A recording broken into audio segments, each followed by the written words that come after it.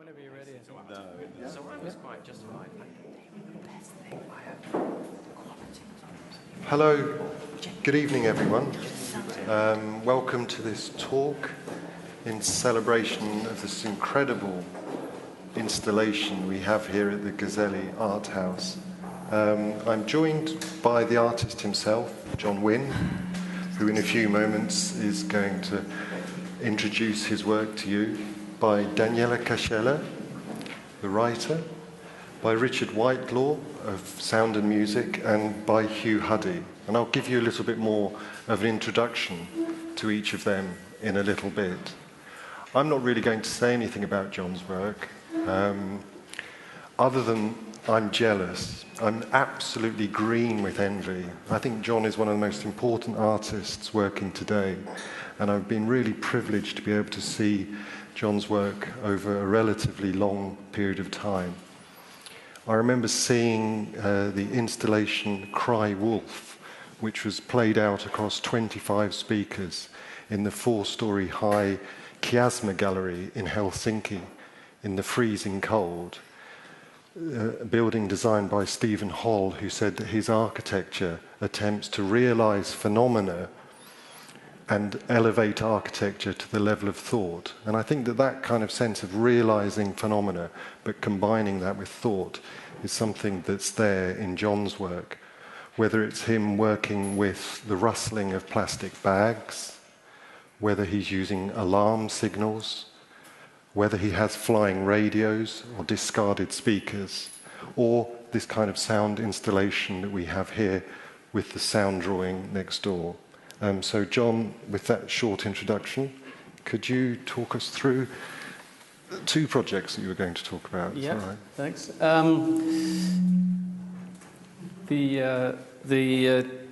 Both the pieces that I have here at Cascella are very site-specific. So both of them I made here on site, and they couldn't really be made in a studio and brought here. The piece downstairs is the 3rd in a series of pieces using just very high and very low frequencies. And that started out as a way of, I don't normally work for theatre, but someone in a theatre company in Toronto approached me, asked me to do sound for a Scottish director who was working in Toronto at the time. And he wanted me to do sound all the way through the play, and I mean, that was a problem. How do you use sound that has a sort of strong presence continuously while people are speaking on stage? So that's when I first sort of integrated that with sort of quite vague ideas I had of working with just very high and very low frequencies. So it worked in a theatre context because those are frequencies that avoid the range of the human voice. So in terms of then coming back to London, I started to explore those ideas in a kind of gallery context. And so the very low frequencies, they're in a way they're kind of exploring the architecture of the space. And each of the 3 times I've done the piece, it's been quite different because the environment that I'm doing it in is different. The actual sounds, the frequencies of the sounds that I'm using have differed because the resonant frequencies of each space has been different and the ambient sound has been different. So one of the interesting things about low frequency sound is that it's quite easy to exploit certain phenomena if you use pure sine tones, which I'm doing downstairs with the low frequencies. If you play 2 low frequencies that are just a little bit apart from each other, they produce this kind of beating tone. So a lot of the kind of pulsing sound that you hear downstairs with the low frequencies is this phenomenon known as beat frequencies, where 2 tones are tuned just slightly apart, and they sort of alternately reinforce and cancel each other out. So you end up with this pattern of reinforcement and cancellation. And then I sort of make that more complex then by bringing in other tones as well. So from quite simple sounds like sine tones, you can exploit some quite complex sort of sound phenomena that go on in the air. And low frequencies also, because the sound waves are very long, they bounce off walls and set up what acoustic engineers call standing waves. So I don't know if you noticed when you're downstairs, it's a bit difficult when there's a lot of people and there's a lot of conversation going on in the room to notice. But if you wander around the room downstairs when it's relatively quiet, you notice that there are certain sort of nodes in the room where it's louder than in other places. And that's all kind of determined by the frequency of the waves that I'm putting in, but also the characteristics of the space, the dimensions of it, how the sound bounces back and forth. And the low frequency is notoriously sort of omnidirectional. It's very difficult to tell where it's coming from. High frequency, and it's sort of, for me, because of that characteristic and because of things like standing waves and beat frequencies, low frequencies are kind of good material to almost sculpt with sound in a sense. Whereas the high frequencies downstairs are much more sort of linear and kind of direct. So I was playing with some of the high frequencies moving around, although in some of the high frequencies I'm also exploiting that kind of beat phenomenon, which has a very different effect in the high frequency range. But I've also downstairs in the high range, I haven't only used pure sine tones, I've also used sounds that I synthesized myself. And again, I sort of sat in the space for nearly a week just making sounds that weren't meant to exactly imitate sounds coming from outside, but would sort of blend with them in a sense, so that sometimes it would seem like sounds would start outside and finish inside, or vice versa, and kind of making that front wall of the gallery, as well as being visually transparent, also kind of at times it seems to be sort of translucent in terms of sound as well. So there are times downstairs when I'm kind of inviting the sound from outside to become part of the piece. Other times when I'm kind of deliberately kind of pushing it out, and by pushing that sound out, bringing the listener's attention into the space itself. And then briefly, I've probably already gone on too long. This piece is also the third in a series of site-specific installations. And this one is sort of literally site-specific in that I think of it as a kind of a sound drawing, like an architect's sketch of a room, like a computer-aided drawing of the room. So it starts off with a kind of snapping sound that draws your attention, first of all, to the corners, the 8 corners of the room. Then it sort of joins that together with a dotted line, as though it's kind of drawing a wireframe of the room. Then what I've done, and this part gets much more subjective, and without at least a couple of listenings, it's almost abstract and immersive as opposed to literal the way I'm going to describe it now. But in the sort of second part of the piece, I've tried to kind of render one wall with sound as though, the way that the visual rendering of a room would kind of draw a wall in with color or texture, and then do the opposite wall, then the other 2 walls, followed by the ceiling and the floor. But I don't think that information is necessary to appreciating the piece. I think the piece is, I hope the piece is something that people can just appreciate on a more kind of abstract, immersive level. But perhaps with that information get something else from the piece. There was something else I was going to say about it, but it's just slipped my mind. So I think I'll stop there. So the purpose of this evening isn't necessarily to talk about my work, and it's certainly not Hopefully my work may come into the discussion, but we weren't expecting people to simply respond to my piece and talk about it, but to speak more about kind of issues about sound and art and sound art.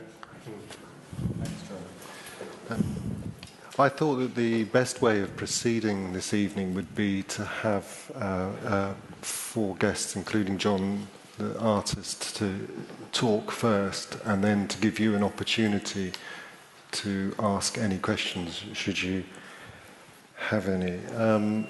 Unfortunately, Joana Seguro, who is going to be here tonight from the curatorial agency Lumen, has been detained at the airport, so I apologise for her. Oh, yes, that's why you were laughing. Detained at the airport may have a particular resonance that I hadn't intended to invest in those words. Delayed at the airport might be a less inflammatory description, especially given the fact that, as you can hear, my voice is being recorded. So, Daniela, would you like to go? I was looking first? away. Yes, I can start. So Daniela Cascella is a research fellow at Oxford Brookes University. She's also an associate professor at the Bergen Academy of Fine Art and is an associate lecturer at London College of Communication, part of the University of the Arts. Her blog is absolutely required reading, and I strongly recommend that everyone pay attention to the unique mixture of sound, word, image, and imagination. Her book, On a Beam, was published to great acclaim by Zero Books, and it developed a parallel focus of reflective thought, sensory palpitation, and a treasure trove of references that propel not just that book, but her extensive critical writing and curatorial practice too. So Daniela, we're in a specific context here in Gazelle Art House, one where we're invited to explore composed installations that connect us to the volume of the building, to the outside, and to our moving bodies. And the question I wanted to ask you first was, how do you think that sound activates space? And conversely, how is it activated by space? Yeah. Well, first of all, maybe we could include another element in this question, which is how sound is activating space by means of a listener, and where are we as subject in this field, so to speak. And I'm quite keen on having this subject quite present in the discussion, and or at least I wouldn't be able to reply to a question just involving sound and space without ourselves as subjects walking through it and responding to it and making this connection happen or shaping it somehow.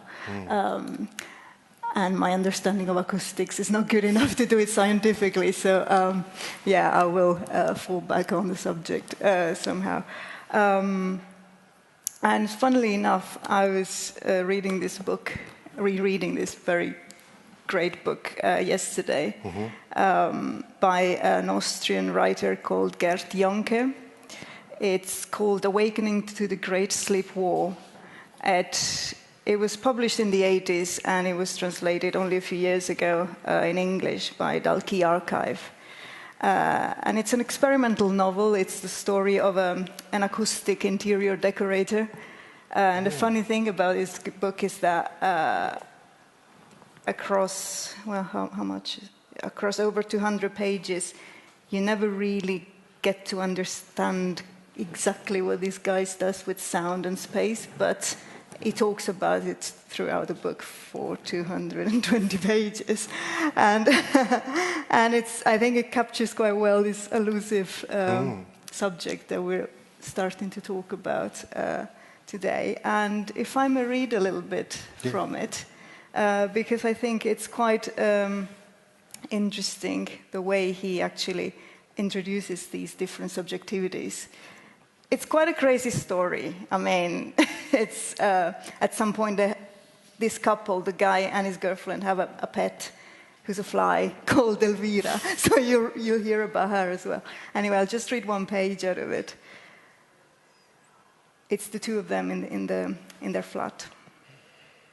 Sometimes, when he couldn't sleep at night, he sat in the farthest corner of the room, looked into the darkness that was wrapped around the roofs, like rolled-out balls of dark blue cloth, and heard, or thought he heard, a fluttering in the gable. Was it the birds that sailed through the attic? Or did it come from the kitchen, where Elvira was fluttering from the refrigerator across the table to the window, where her wings beat wildly against the glass and set all the walls vibrating in an all-pervading roomquake? His girlfriend always had her ear pressed firmly to the kitchen door, listening intently to what was going on inside, and always thinking she'd heard something. He could see that from her face. She strained to listen to the interior, as if it was also the forbidden room of her own innermost being, forbidden even to herself. But he heard less and less, soon nothing more, even when he pressed his ear with great determination against that door, which she tried desperately to prevent him from doing. He simply heard nothing. By way of contrast, she seemed to hear something that moved her more and more deeply. It gave him the impression that secret messages were being passed through her, through the locked door, messages that were explicably only to her and were intended only for her, as if the locked door were the insuperable boundary to an entirely different, invisible, unimaginably new type of existence that had known how best to set itself up, to settle into his apartment behind his back without asking his permission, and strictly speaking also against his will, yes, as if for her another space was beginning behind the door, a space she didn't entirely understand yet, but which she sometimes longed to enter, as she longed for nothing else. But this was impossible for her, for whatever reasons, with which situation she nevertheless seemed satisfied. So I thought this could be an interesting introduction to discuss this idea of how different subjects, including a fly, can resonate a space or can listen inside a space, and sometimes the absurdity of focused listening. And I believe that listening is not ever just listening. It involves also walking, seeing, talking, thinking, and all these other activities that accompany this, our presence. And so this got me thinking about, in relation to your question about sound and spaces, of different modalities of being in a space through listening, and different types of audio walks, for example, and how even a fairly basic idea like that of the audio walk can be used in so many different ways. And thinking, for example, of Lavinia Greenlaw's piece in St. Pancras a few years ago,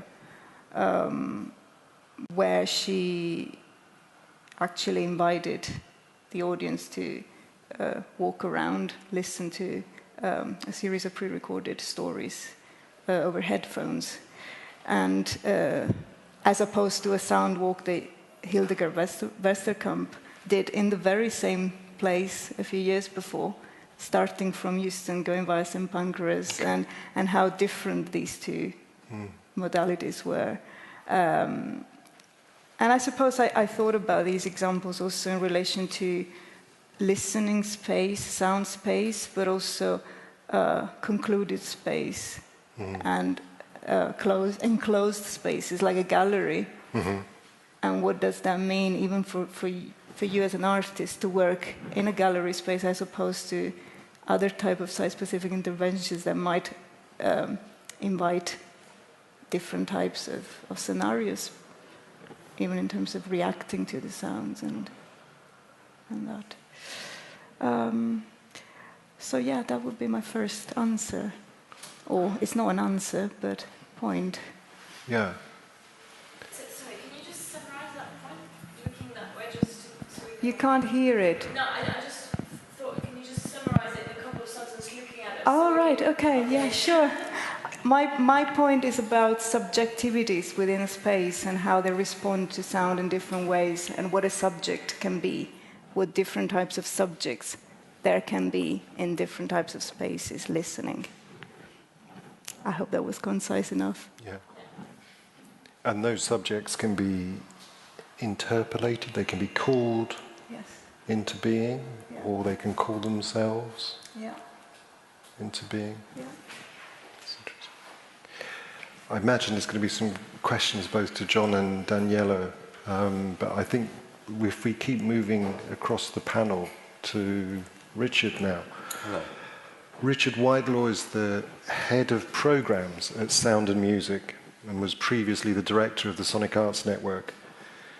It's no exaggeration, I think, to suggest that the innovative programming of live events, the artists and composers support, and the resources that Sound and Music offer have contributed significantly to the very vibrancy of sound arts and music in this capital today. Not just to the vibrancy of the artistic practices themselves, but also to the engagement of the audiences, including this audience here tonight. So, Richard, I wanted to think about that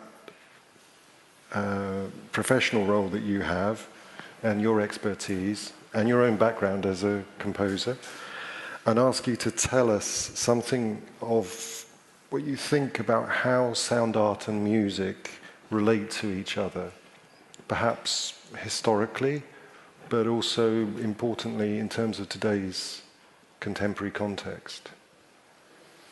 Okay. Hello.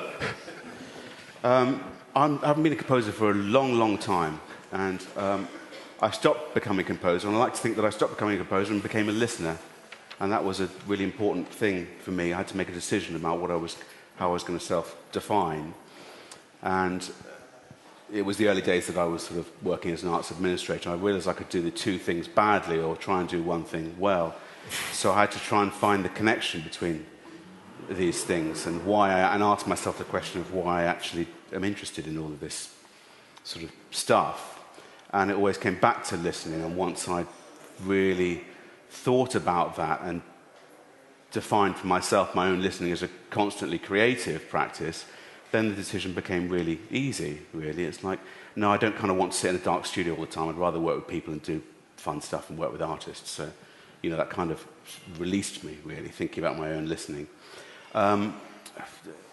You could have a big discussion about music and sound art, and when I was working at Sonic Arts Network, when I started to do that, that was happening, and I wasn't really that interested in it, and it got me in a lot of trouble, because I guess people had built sort of their own little castles around some of these definitions and their own sort of academic positions around defining what was music and what was sound art and what wasn't. But I didn't find that very useful in working with artists, because I kind of feel that, no, I don't feel, I absolutely know, because I'm not an academic in any way at all. I'm not a critic and I'm not a curator. Maybe now I'm a listener, but a collaborator as well, maybe, I think. And I've found that artists can self-define however they want. I work with people who would define themselves as composers and within music, but they work with sounds and lots of different modalities of listening within their work. Or I would sometimes work with people who define themselves as sound artists, who work with musical performance in interesting ways.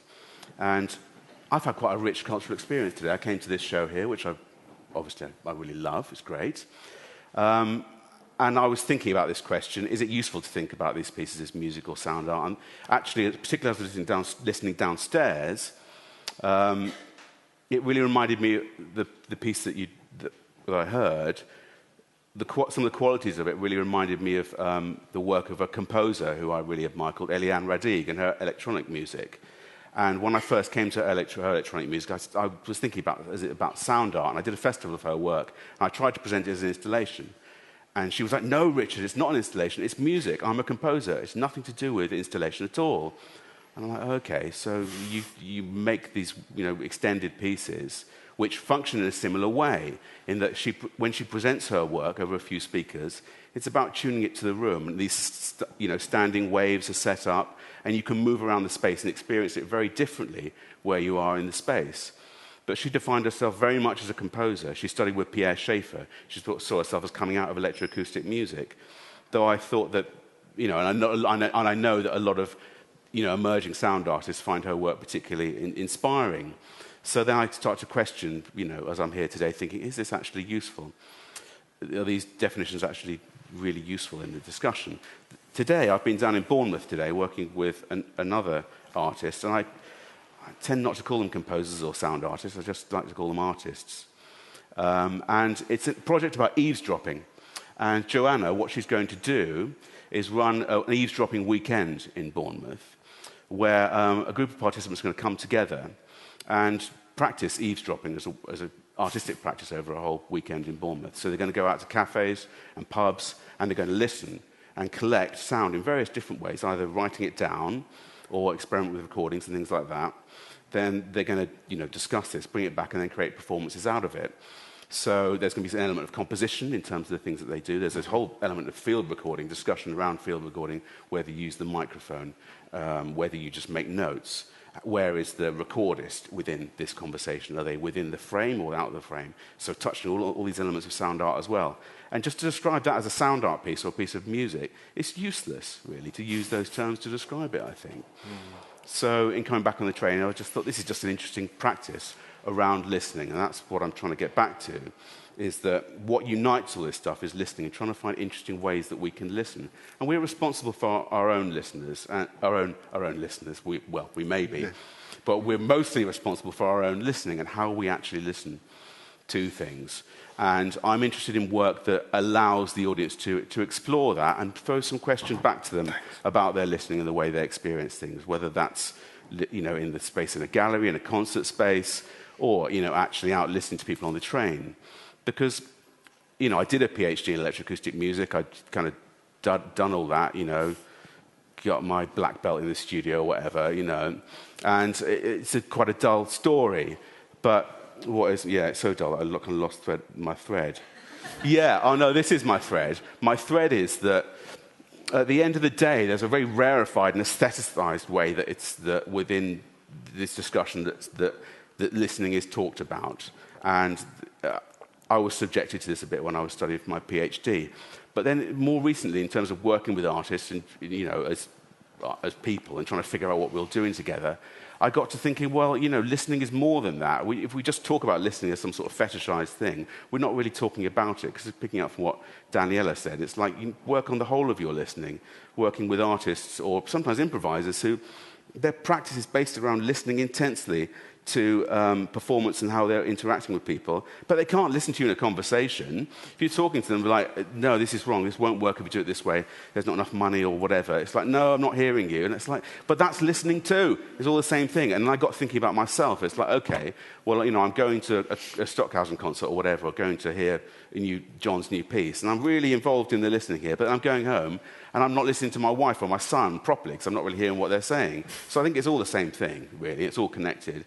And just the art that involves sound allows you to explore that, and it moves between text or pure sound or just environmental sound or whatever. But it's all part of the same thing. So I don't make distinctions between music and sound art. I just think about listening being the most important thing and how I respond and how I hope to sort of develop as a better listener. And artworks such as the ones here give me an opportunity to do that. And I'm very grateful that they exist, and I will continue to enjoy them. I think that's all I've got to say, unless there's any questions about it.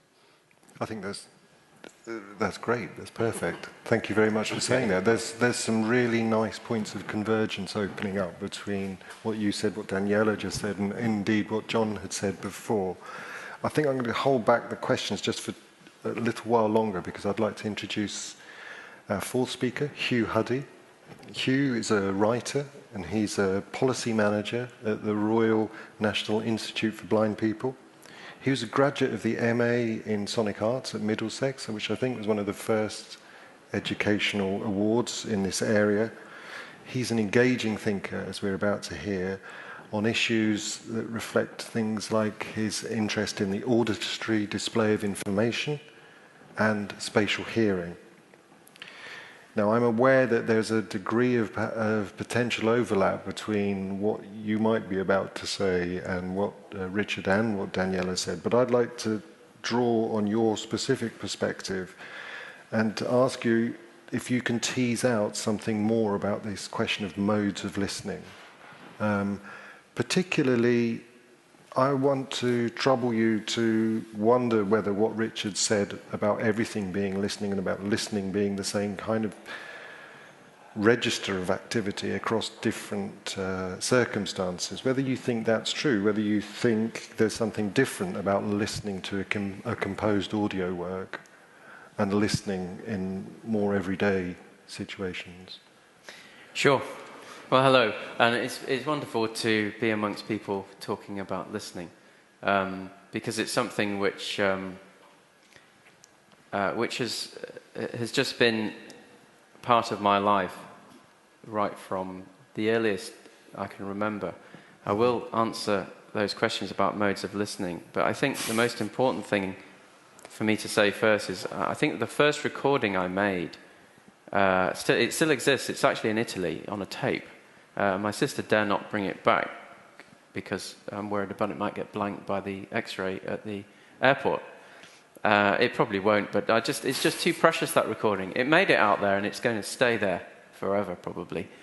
And it's a tape of me speaking into a microphone, and I must have been 5 years old. Wow. And that was the beginning. And what I say on that, I vaguely recollect the tape. I don't play it now because I'll probably blank it as well. But on it, I was commenting on the equipment. That's all I said. I was talking about my dad's tape deck and about the VU meters and that they're jumping up and down as I'm saying these words. And I was 5 years old. And I realized that listening was a very technical thing for me. Mm.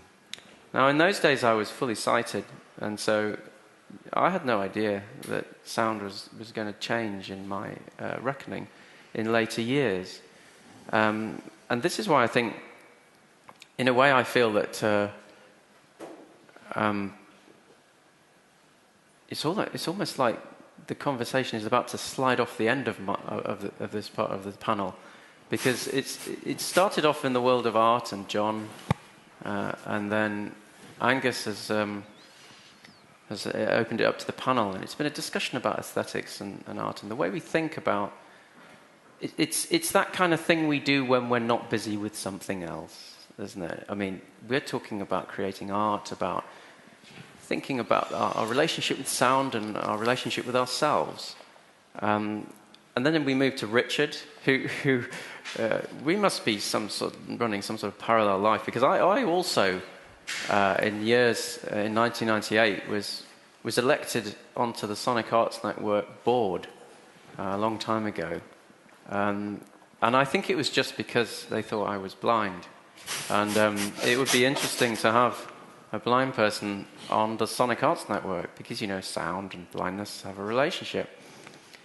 And I'm grateful for that, really, because while I didn't last that long, something to do with castles, Richard, you and I have had a very similar way of disengaging ourselves from that practice of thinking of sound. All I thought about in those days is, I must make something out of this. And now all I think about is, I must get away from making anything out of this because it's not where I'm going. So I'm going to talk about modes of listening now. I've worked for RNIB for many years. I left to work for the World Health Organization about 18 months ago, and then got another job with RNIB. So I'm obviously destined to work for RNIB for some considerable time. And I'm policy manager, so I manage, if people aren't that familiar with RNIB, it's a very big charity. It's one of the sort of classic big royal ones that the Queen is patron of, so we're kind of very establishment. I'm not establishment at all. So if any members of the royal family are in this room, I'm nothing against you. It's just that I don't think you're part of the solution for what we're trying to solve. It's nice that you've got this organisation and you are patrons of it, but we don't ever see you. So one way or another, that's the kind of outward appearance of the royal bit of the Royal National Institute of Blind People. For me, taking the needle completely off the record about, blindness, as soon as you mention that, we all just start thinking of maybe images we've seen in films of blind people and the use of blindness as a mechanism or a vehicle in literature. It's never good. It's never about sound. It's usually about suffering and trappedness and isolation and loss and not being able to do stuff and all that stuff that, some of that's true. But I bet you can't do everything either. So I think it's important that the idea of boundary is very associated with blindness. And that's why I was interested when I decided I had to I made a big decision like you did, Richard, about 12 years ago. You decided composing was not going to be your course. And I decided that too, pretty well at the same time as you. It's funny, we were both involved in the Sonic Arts Network. I don't know what it did to us. We both decided it wasn't for us. But I think it was a very positive thing because it actually made me think sound is actually so important to me that I'm actually going to do something I thought I'd never do. I'm going to apply for a job at a blind charity. Now, I've always wanted not to be associated with blindness, even though I have visual impairment myself. I've always wanted to get away from it. And so I decided to go and work for a company that was all about it.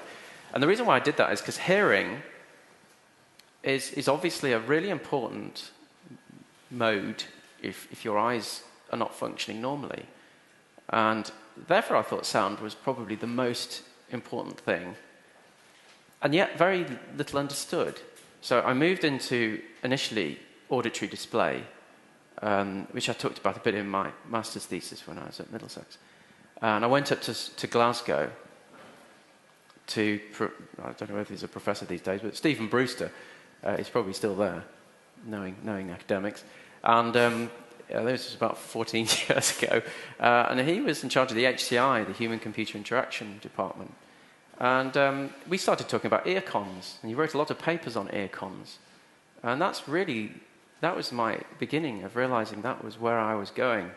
I wanted to go towards display information, how information could be displayed through sound. And, I've been playing, some people might find it irritating, but I hope not. I've been meddling with this smartphone in my hand, not just because I don't want it to ring, that's all. And if it does, I'm going to quickly shut it up, because it's new and I haven't quite figured out how to set it into silent mode yet. But you may also think, well, how does he use a completely flat piece of glass? I mean, that's a piece of Gorilla Glass. There's no buttons on it. So how do I possibly use a device like that? And 14 years ago, I wrote a thesis. My thesis at Middlesex was about auditory display and about touch, and that sound and touch are incredibly well connected. I learned to play the violin when I was very young, and realized that where I put my finger on the string was where the frequency of the string would resonate. So the idea of touch and sound, and what I wrote about in my thesis called ear-hand coordination, because we're so used to talking about eye-hand coordination, and yet music is so much about ear-hand coordination. I got fascinated with that, but that was a long time ago, and now auditory display is now built into the Android operating system. It is in the Apple operating system. They were the first to do it, actually. Google followed. Microsoft have now followed. And virtually every phone that you get off the shelf now can be used eyes-free. And that's a massive change.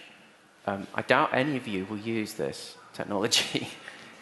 They originally designed it for visually impaired people that can't see the screen. But in order to display, I'm interested where that's going, and the potential is there now. That's one mode of listening, Angus. It's a very different mode of listening to how any of you will think about listening, because you'll get your information through your eyes primarily if your eyes are fully functional. You're likely to do that But a lot of the reason why you do that is not because you have to do that.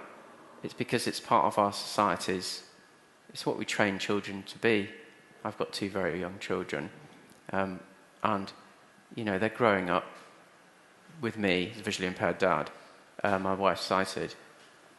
But the interesting thing is that they're just automatically providing information through my hands. I haven't told them to do that.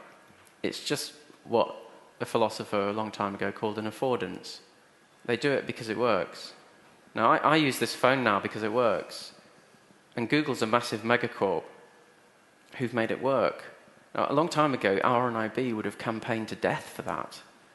And yet it has happened because of disability lobby, the Americans with Disability Act, and a lot of very litigious Americans trying to make sure things are accessible. I'll just quickly say that another mode of listening is spatial hearing. When I came in off the street, John will have seen that I just was pinned to the spot by listening to these low frequencies. And the reason why I was pinned to the spot were for 2 reasons. One, I needed to absorb the echoes of the space so I could get a sense of the room before I could walk around it.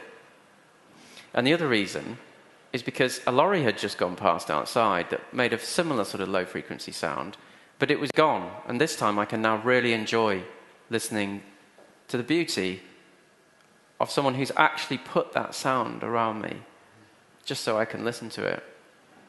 And that's such a simple form of listening, but it's a form of keeping what I hear outside all the time. And finally, modes of listening. I think it could be moods of listening as well if you want to change it around a bit. It depends on my mood. A lot of the time now, I really don't want to think about art and sound. It's just too much. It's too intense for me. I love coming to an installation like John's, and I was talking to Richard before about some other sound installations I've been to. They're the most wonderful things to go to. But the majority of my experience, I do not feel sound as having any artistic value whatsoever for me. This is just me. For me, it's survival, it's navigating the environment, and it is seeing. And the voice on this phone, I might as well just switch it on so you can just, you'll be able to hear from over there. Status widget. So that's a status widget. Unlock. Slide area. Unlock. History. So I've just unlocked my phone, and you can hear it's talking, running my finger down.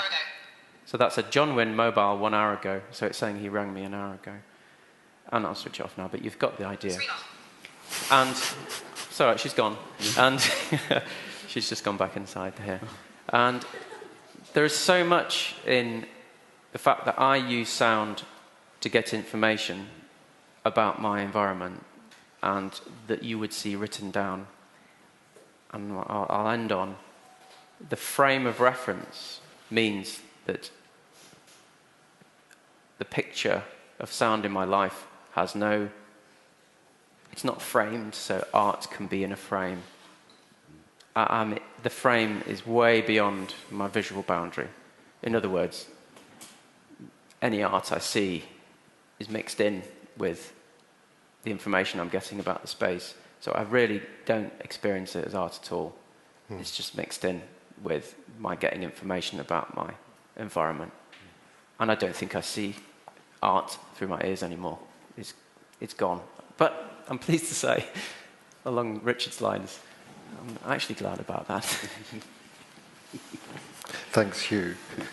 Thanks to Hugh and to Richard, to Daniela for their really strong poetic contributions to this evening.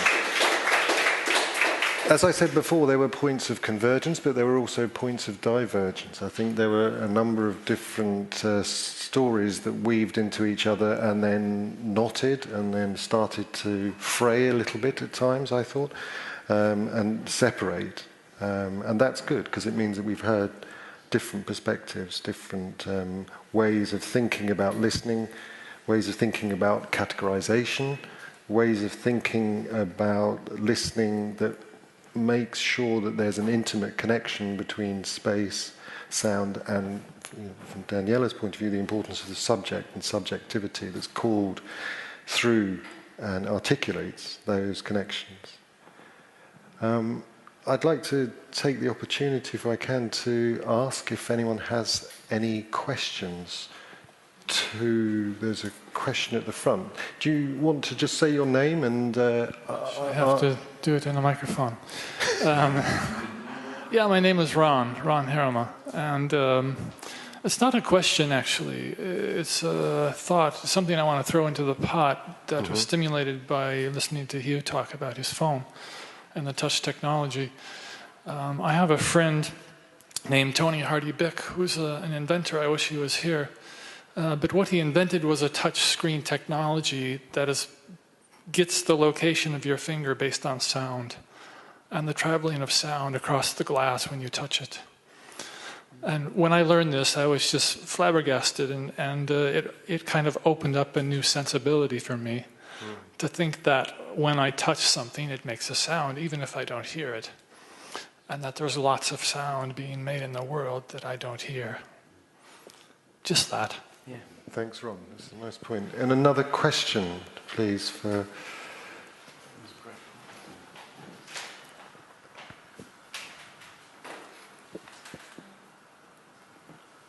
I think just to borrow your... There's a question there. Yeah. I would like to kind of come back to John, because I saw your 3 stages of the work, hopefully not the last ones, and it's always intriguingly different, because the spaces you put your work in, and you said you worked with the space, are so enormously different. This is probably the smallest one you had, no?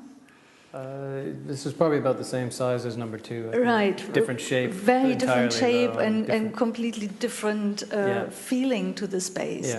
Yeah. I don't know if this is of any interest, but I would like to know from you how these different spaces influenced the work you did, and how you felt the spaces differently in relation to the sound you set up. Yeah.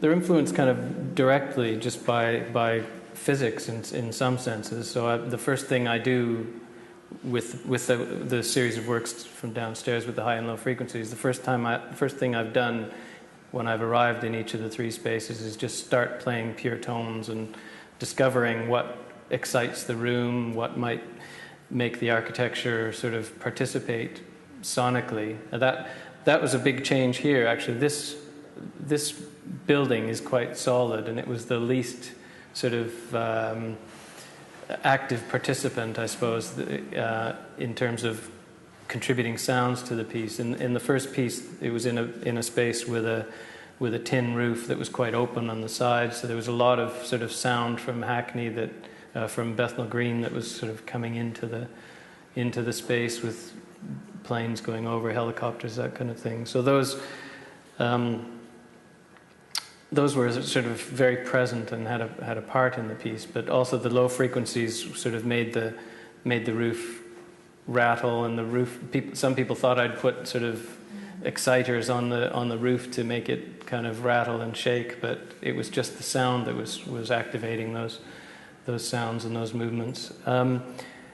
I think also one of the things that happens when I spend time in a space is that I sort of pick up on the kind of pace of the place, and not just the sound that's there, but the pace of activity in the space and around the space. Actually, it was quite interesting spending time here, especially in the morning. In the mornings here, it's a very active place on the street. There's a lot of lorries pulling up and a lot of activity. They're trying to sort of get out of the way before other people arrive and other activities go on. So I kind of make the pieces in a fairly linear way. So I suppose there are probably some sections of the piece that kind of relate to that kind of moment of sound and kind of social activity that goes around. So I think that both those things kind of have an influence on it. Did you find anything about that? Well, it was interesting when I came tonight.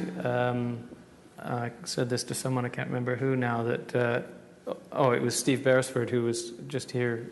He couldn't stay for the talk, but he was here to listen to the piece, and I said that there are some new rattles tonight, and he suggested that maybe I'd loosened a few things in the architecture, which might be the case, because there was very little when I was making the piece that actually happened with the space. In Angus Hugh's gallery, what happened was they were old sash windows, and they rattled a lot, and that became an important part of the piece. There's a question right at the back. I'd like to ask John about, of course, the rest of the panel can also contribute.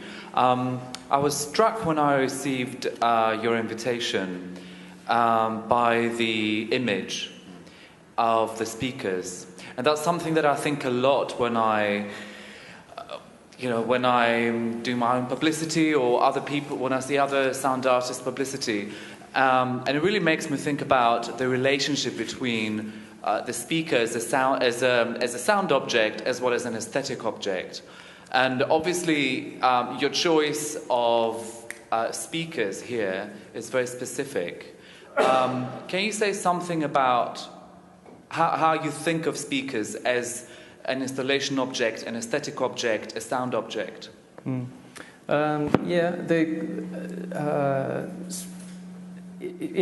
a certain area of my practice, including the work here, I try not to have visual elements as far as possible. I don't make a hard and fast rule of it, but I try not to have visual elements that are not directly related to the production of sound.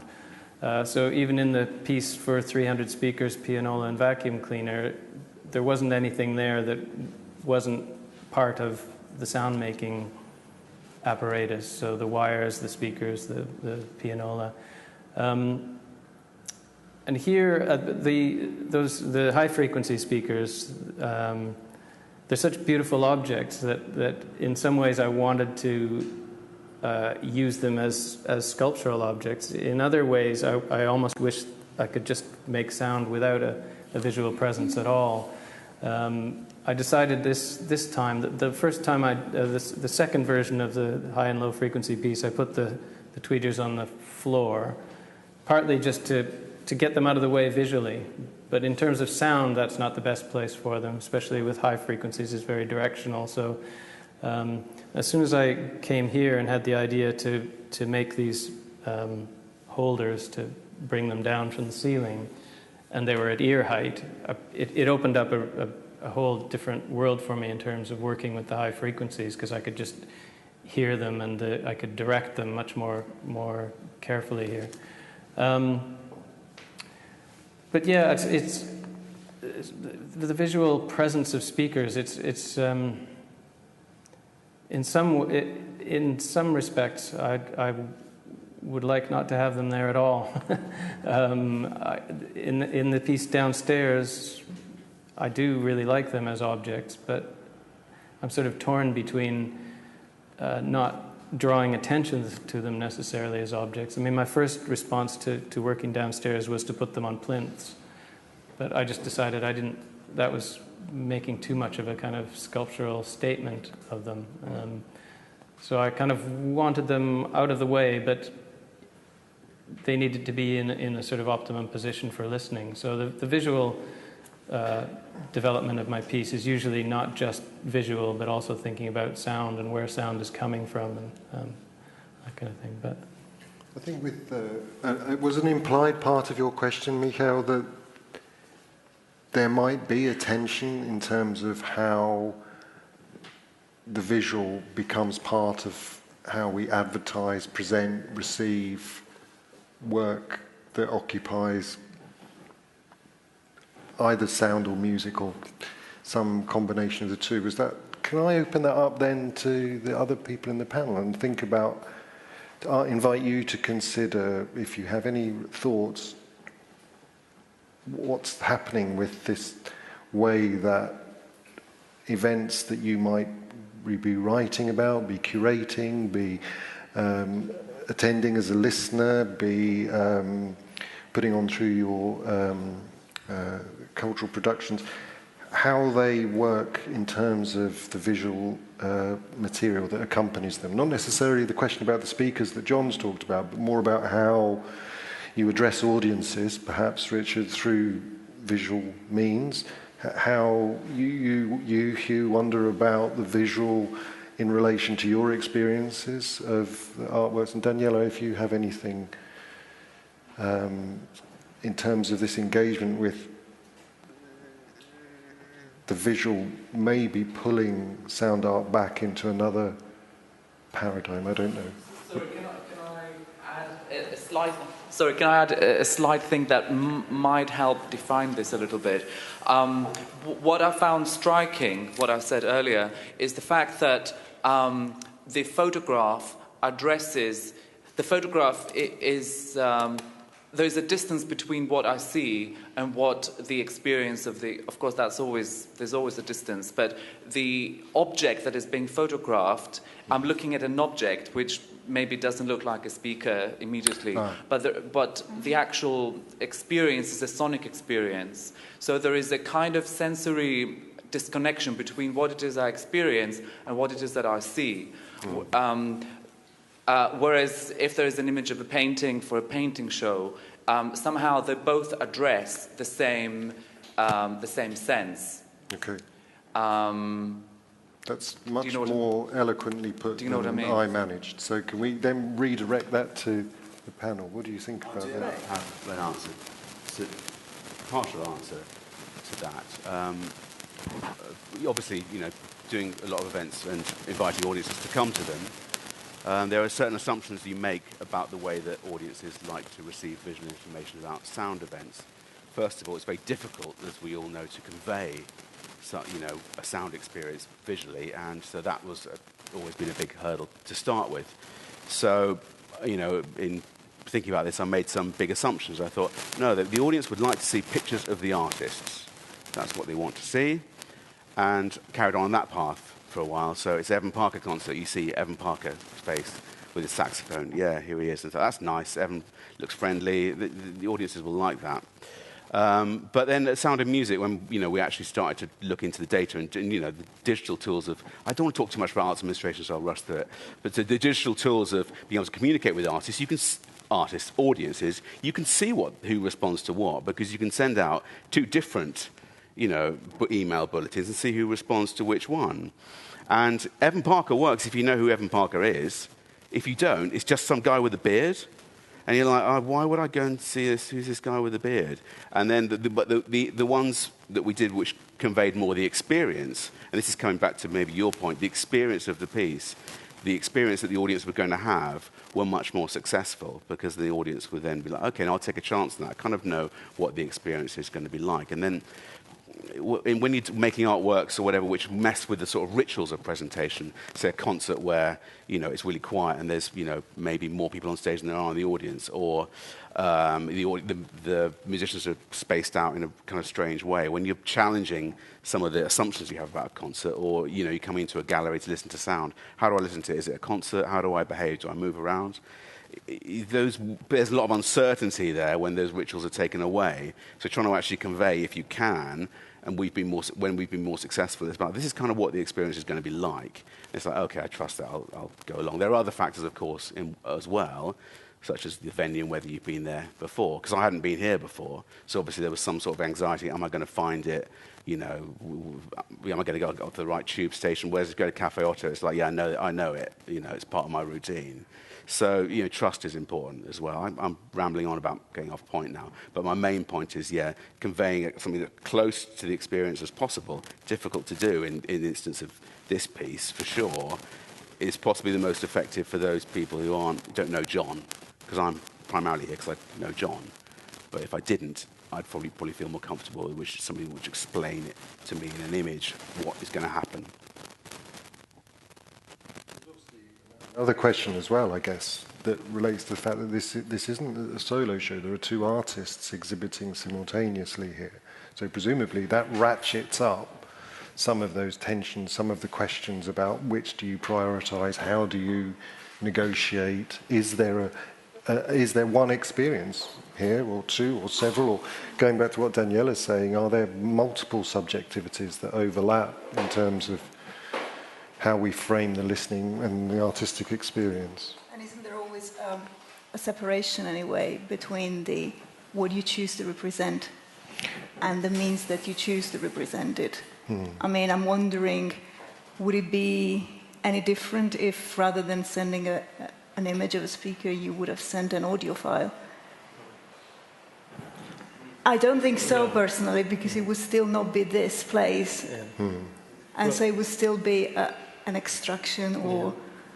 Yeah. Well, both of these pieces, in fact, present insurmountable obstacles in terms of both documentation and representation. I mean, how do I document this piece in complete darkness visually? Well, that's impossible. In terms of sound, I've often been asked for a sort of sound file from this, and I just say, well, there's no point, because it's 16 speakers in a room, and it's all about the room and the size of the room and the acoustics of the room, and so there's no point. And likewise downstairs, it's about frequencies that no one would hear on a computer speaker anyway. So, but at least downstairs, I can take some pictures of it. So. This is brilliant, because I mean, I didn't even know. I knew there must be speakers in the room making this sound, but the brilliant thing is, John, that I can happily say that for me, your speakers were invisible. All I experienced was the sound, and it's a wonderful thing to be able to sit there and say, well, that's really, that's good, because I was just experiencing the air pressure against my ears and building a picture out of that without any of the visual. But transferring it back into, if you are going to be multi-sensory about this, then it's a very interesting question. I'm fascinated. I often say to my wife when I go to installations, what does it show on the pamphlet? I'm always fascinated to see what the artist has decided to try and put on their pamphlet to represent this installation or whatever it is they're doing. And it almost always disappoints me. I always think, is that all? I mean, is that all they can say about their piece? I have to say, John, I do admire your, it does what it says on the tin approach, which is, that is a speaker, you're going to be coming to listen to that. I like that simplicity. But going back to Michael's question, I think there has been a predominancy of the speaker as an icon, at least in the last 10 years, in how certain type of sound art has been presented and represented, both across sound art and music. If we think of Sun-O, does anyone know this band called Sun-O, and this kind of monuments of speakers and loudspeakers and amplifiers and all that? Even their name is a projection of So sound. there has been this predominancy, visual predominancy of the speaker as an element that by default or the waveform as well. Those are the two things that you see but most also often. If you think of all the work that labels like Raster Norton did with design around frequency and all that, so it has been a canon. So I see the point. I mean, it has become a canon, a visual canon. Yes, for sound art. Strictly related to sound, to the point that it has become no longer questioned. Well, I think that maybe it's part of my attraction to both the high and low frequency speakers downstairs, is that neither of them really look like speakers. A lot of people, if you showed them those subwoofers out of context, they wouldn't really know what they were. It's funny, I mentioned about technical listening before and how the equipment that we use to render sound, appealed to me from a very young age, but I moved away from that. And I think if I suppose, do you remember earlier when I was experiencing the pieces, I was trying to describe the effect that they were having on me, and I was I was struggling to find some terms, but I was definitely feeling in that a box in the box room, or I don't know what you call that space, but the one where the architectural, the etching out of the sound in there. In the second half of that piece, there were some extremely gorgeous low-frequency sounds, and it now reminds me about my physical response to that sound. Was very similar to this time yesterday, oddly, when a little friend of my 4-year-old son's came round for a play date, and I went upstairs to find out why they'd gone so quiet. And they were both lying in our bed, and they were lying under the duvet, but actually inside the slip of the duvet, so I couldn't actually get them out. And they were both lying there. And when I managed to extract them and send them downstairs for dinner, I decided, what's the interesting thing about being in there? Because they've almost always got something interesting. They're doing this for a good reason. Children never do things for no reason. It's just adults that forget that they had a better reason than we've got for doing things. And so I decided to get inside the duvet cover to see what... I'm not weird. It's just to see what it was like. And the thing I was amazed about is how soft and how much the duvet returned the heat to my body. And that sound was like lying on that duvet. It was returning something to my body. And it was extremely therapeutic. And I was trying to describe that. So I'd now say that that room was like lying on that duvet, looking up at tiny twinkly starlight. I'm combining the room downstairs now with the low-frequency sound, which was gorgeously enveloping and physical. But the very sharp sounds as well were, for me, actually do make me see almost light. And so I'm trying to get away from synesthesia because I'm not one of those, but I have to say that maybe the image of a duvet would have been just as good. Well, I think the image of the duvet sounds the right thing to do. I mean, that's Richard's experience, isn't it? That's there. That's maybe a different kind of disconnect. There was a question at the back. Was on the side? Was that? I think actually Hugh's covered that for me. Because I was thinking about something analogous to represent something that's very difficult to represent. The other thing that I think I was going to say was just something about perhaps something that we take for granted. And I'm sorry I was late, so if somebody's already made this point, I apologise. But there's something aesthetic for me about the transducer of the quality of a loudspeaker, that you have this amazing piece of technology and you use it to create something that's very evanescent and ephemeral. And I've always been interested in that. In fact, that got me interested in sound professionally at the very beginning. And in a way, for me, that was the idea of being able to capture sound waves onto tape. And in a way, you know, the loudspeaker is the other end of that. And I find that, I think the technology side of that is something that perhaps we could take for granted when we're thinking about those things as objects, about thinking that we should think of them also as function, perhaps. As functions? Yeah, some functional objects which are doing this rather magical thing. Yeah. No, it's interesting. Any other questions from the floor? There's one at the back on the right, thanks.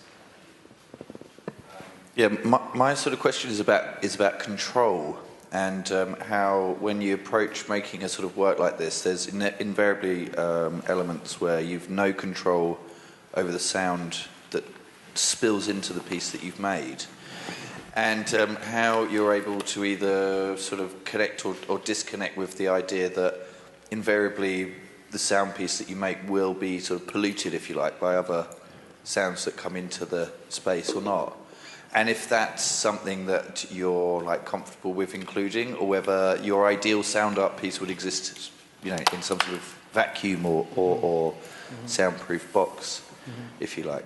Do you know what I mean? Like with if it's like sort of a sculpture or something where the environment actually is adding things to the sculpture that you have no control over. Well, that's kind of the area that we were inviting Joana to address, this idea about the spaces or non-spaces that sound art can happen in. I don't want to dominate the discussion too much, but for me, I work in the space, so whatever I find there, I don't try and make something in the studio that I'm going to then take to a space and try and make it sound good. I'm working as much as possible, and I've been really lucky the last few years to have like the people like Mila, the director curator here, who kind of understand and will allow me time in a space to actually make work there and listen to the space while I'm making it, rather than fighting the space and bringing something in and trying to make it sound good. But I think sound art, in some ways, I think is kind of uniquely placed to explore lots of non-art, non-gallery spaces as well. I don't know if other people have anything to say about these. Was this question of control, Hugh, similar to that frameless horizon that you talked about, with the frame out of the way? I suppose I'm trying to understand what is meant by control in this context. And maybe my concentration was just pulled away by the feedback then, because I just listened to that thinking, that's an interesting sound, and then lost the trace of what you were saying. So that's a good excuse, kind of good excuse for losing a concentration, really. But because it's all sound. My mind was following something else then. What was the question about control? The question was sort of about intention. So yeah. In terms of sort of making something with an intention and being conscious of the fact that the thing you're making is going to invariably... Yeah, spill out. You used the word spill, didn't you? You used the word spill out, which I thought that's great, because speakers are they're just devices for just propagating vibrations in an airspace, and I think in terms of control, I'm at it from the listening point of view, trying to re-spatialize, filter out the lack of control, and try and listen for the hotspot, so I can then identify a sound-making object's actual location, and that's done through very often in the actual environment. When I'm walking along the street, that's done by complex sort of stuff going on, I suppose, in the auditory brain about pulling a sound source back from a load of reflected sounds, and the way the lateralization and localization, I suppose neurons and all the structure that enables us to differentiate the position of sound, how that works. But I'm going to make one point before I hand back to everyone else. When I was reading about acoustics years ago, I read that elephants can localize low-frequency sounds, and it's just a function of the size of how far apart your ears are, because it's based on the difference between the. I won't. It's years since I've read this stuff, but anyway, elephants can spatialize low-frequency sounds like we can spatialize the sounds we hear. So an elephant would probably walk into that space. I would. I know, I live with children all the time, that's how I think. But an elephant rather, would walk into that space and they would experience this very differently. I don't know how I've got onto this, but it's not, for them it wouldn't spill out. That's what I'm saying. Yeah. But of course it matters to us because it does. So we can compensate for that. I compensate for it by choosing to walk in different places where I can hear better. I physically relocate myself. So I suppose I am controlling, and this links to what you were saying before. It's about you can choose to move your position in space in order to hear better. But what you're choosing to hear depends on that moment in time, about what you want that information to be. And my physical relationship with sound is one of the same. I am literally moving to hear sounds better and find information in sound, because sound is so spilly. I guess my sort of point was about, as an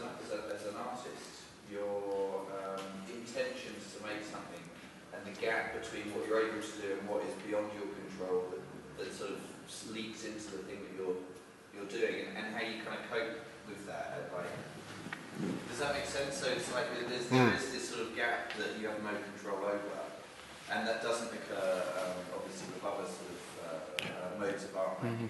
But isn't working with sound one of the first assumption of working with sound, the awareness that you can't control it? There is a much lower threshold, because inevitably it will get mixed and messed up and mingled with so many other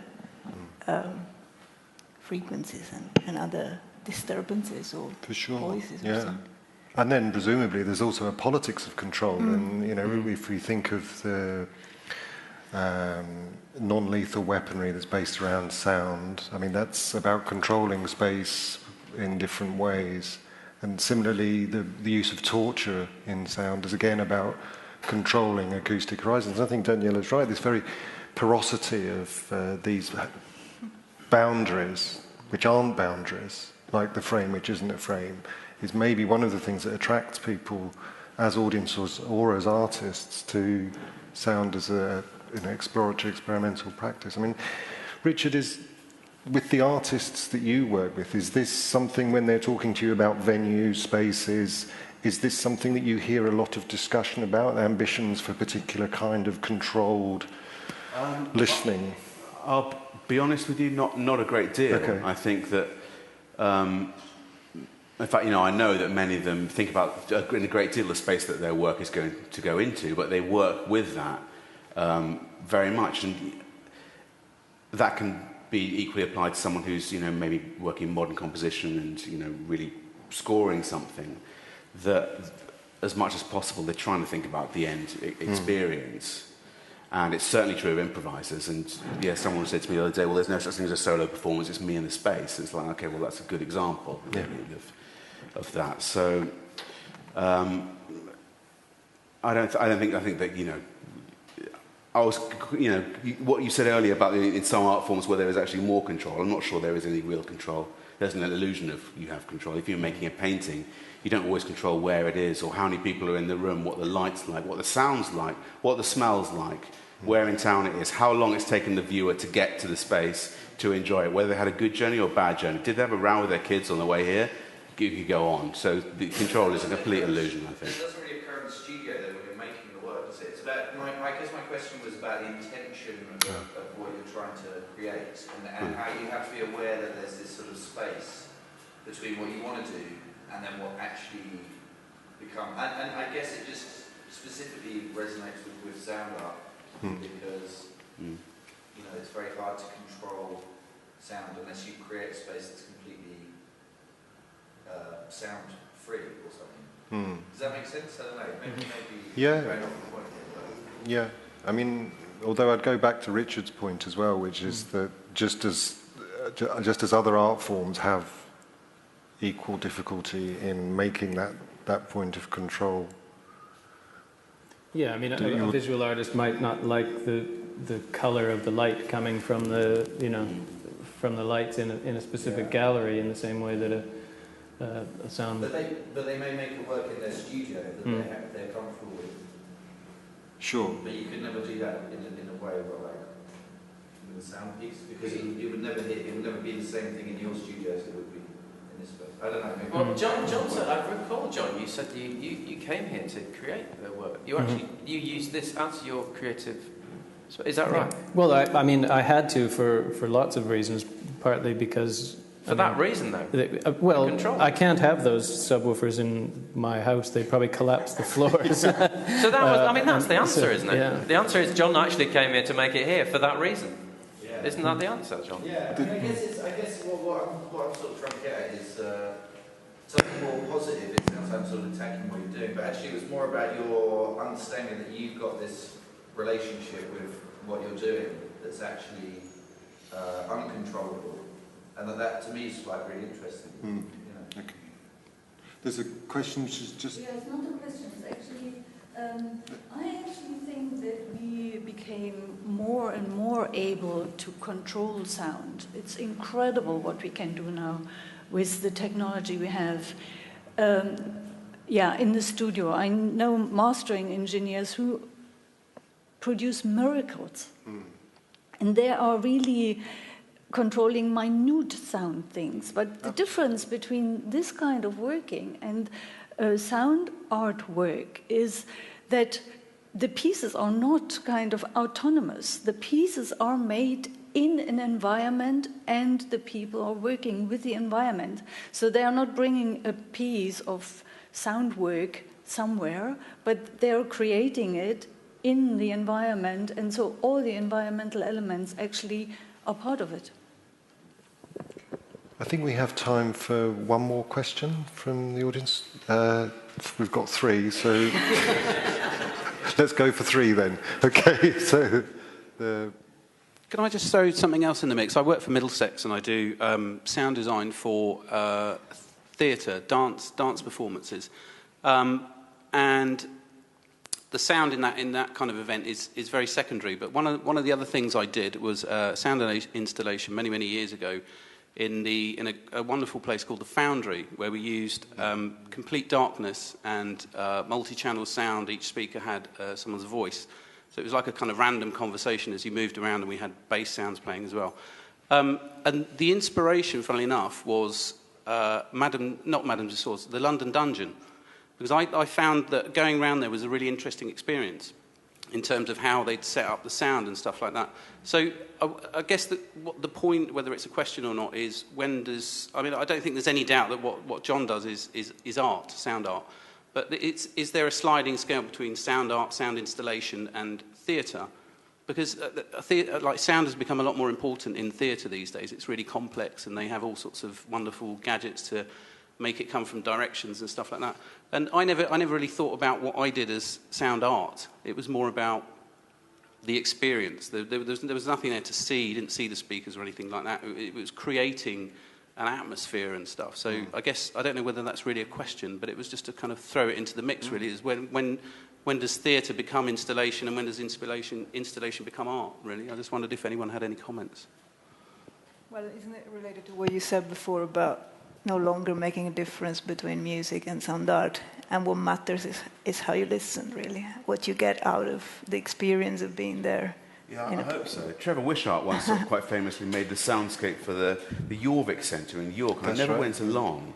I don't know if anyone did, but I was like, I can't imagine what that must have been like or anything. But then that's an example of that. It's, electroacoustic composer getting a commission to do the sound design for an installation. Well, not an installation at all. It's a museum show about Vikings or whatever, But I can imagine what it would have been like. Knowing Trevor Wishart's work. But I suppose that's a really key point about the listener, because also, I think if I was asked now to create sound for something, it just would so not be like anything Trevor Wishart does. It would be completely different. It would be, most of the time I'm frustrated by thinking, well, I can't possibly create anything now. Because there's no way I can replicate the things I'm interested in. The only way I can do it is to come to something like this, or just walk down the street and listen differently. And therefore, I don't know what... It's not answering that question about the divide between things. I think what it is doing is saying there's two sides to it. There's what the composer or the sound creator is attempting to do, which I suppose relates to controlling some sort of creative utterance. And then the listener, who you can't control. You were saying that, Richard, because you don't know what conditions they're arriving. But there is some sort of... thankfully, it seems to work as we come to things like this. So something must bring us together. Next question. Well, you've just kind of touched on what I was going to say, is that towards when you talk about control, the whole idea of the listener seems to have gone out of the window. And surely, John, you didn't make this to be, just for you and the space and your idea. I mean, the listener and just their physical apparatus, that makes a whole difference to what they understand and their whole experience of what you're saying. And that was mainly what I said. Do you mean listeners gone out the window? What did you mean by That means the listener wasn't part of... Well, it seemed that the way the conversation was going, that the listeners did seem to be sort of minimal consideration, whereas surely the experience as a listener is what you're trying to convey, what it's all about. Mm-hmm. And so actually your comment about the elephant, I thought that was really quite pertinent, because just the space of your ears, that makes a difference to what actually you're hearing. Yeah. And how you experience It's funny, but it's actually true. So and it makes us think. I think that's where I found Middlesex University helpful, because back in those days, there was a psychoacoustics person who taught on the course. If anyone remembers, back in 1999 and 2000, psychoacoustics was part of the course, and I went to some of those sessions, and I think as a composer, it was amazingly valuable to think actually. Psychology of sound is an element that we're just expected to know because we were in those days trying to be artists. But actually it's great to hear a real psychologist talking about scientifically tested and proven characteristics of the auditory system in humans and bats and mice and elephants and all sorts of different creatures. And it helps you understand that I think the other creatures thing isn't so important, but I think the point behind it is understanding how we hear, and it's something that's often regarded as just intrinsic in composers, they're just naturally brilliant at it. I'm not sure they actually are, and I think part of the course of learning that was maybe the move away from what you were talking about, Richard, the move away from the idea this was all mythology. There's actually lots of science behind this that John is working with, and maybe he's not studying it for the speaker company to manufacture better speakers, to work more reactively and faster and more focused way, but he's just decided quite rightly that you can do other stuff with this. Okay, last question. Hugh, that was a really interesting observation, and I was going to say something very similar. So my name's Tansy, I'm at Middlesex as well, so there's a lovely sort of Middlesex circle going on here. But it's the sense of menace, John, in your work that doesn't really get talked about, and that's, for me, a very fundamental aspect that a low frequency is embodied in me. And I don't know whether all of you are interested in, whether Shion's 3 ways of listening are useful just to flag up, the causal, the reduced, and the semantic. For me, the semantics for you in your work are really powerful. I find all your work menacing, incuriously, seductively menacing, and I'm never quite sure why, but presumably low frequencies, Hugh, are very much part of that very atavistic sense of threat. Well, they relate to big things, don't they? In our environment, large things make loud noises. But there's not necessarily a direct correlation between loudness, bigness, and threat, menace. I mean, the thunder crack that means the rain's finally arrived. Presumably this atavistic, prehistoric race hearing doesn't really work in terms of linking up a kind of an axis of high-low, good-bad, I don't think. It's cultural conditions. Totally, yeah. I mean, all the way through, I think. But what did you, what do other people find on the panel, John's work, to contain this element of threat and menace? No, not just you, but you, that's great. I think, it's not for me, but then that's just a good example of how the listening is very, very subjective. And of course, that's why I'm always suspicious of interpretation in a way, really, because I always think, people are going to come to it with their own interpretation of it, their individual listeners, and I kind of like work and writing that respects that or encourages through, like Daniela's wonderful writing. It reflects on the individual and her journey through listening to encourage you to have your own, maybe. Is that fair? Is that what you try and do? Yeah, of course. Yeah, of course. Okay. I was thinking something else. I was wondering if I feel this sense of menace But no, I would say no. I don't want to disappoint you, Tamsin. I didn't either. Well, you gave us the duvet. But it could have done. I think it's the fairest thing for me to say. And I think that, you know, mentioning about the thunderclap, ever since I decided to look on Wikipedia to find out what makes the thunderclap, what actually creates such a powerful discharge of sound. And when I read that it was because of the superheating of the air as the static charge with a sort of massive amount of energy flowing through it causes the air to explode because it expands so fast that it then becomes it's effectively an explosion of air expanding very quickly. And so that's also how a bomb works. Then bombs can be threatening, depending on how old you are. I really worry about explosions now. Just taking this right off this piece of work. Bombs are very threatening to us in London because of what happened on 7/7. Any of us who were caught up in that would be frightened of not only aeroplanes flying over, and our attention to low-flying aircraft, many of us, it just changed so much in the months after 9/11, and then after 7/7. It was bangs and bombs and anything to do with buses. Was really, and gradually that has faded out. I'm not quite so, I don't jump now when I hear a bang on the streets in London, but I did for several years.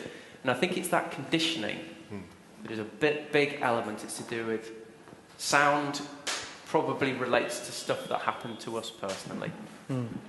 I mean, I think I'm aware when I'm making work like that some people might find it uncomfortable. I did a video piece one time that had a lot of low frequencies.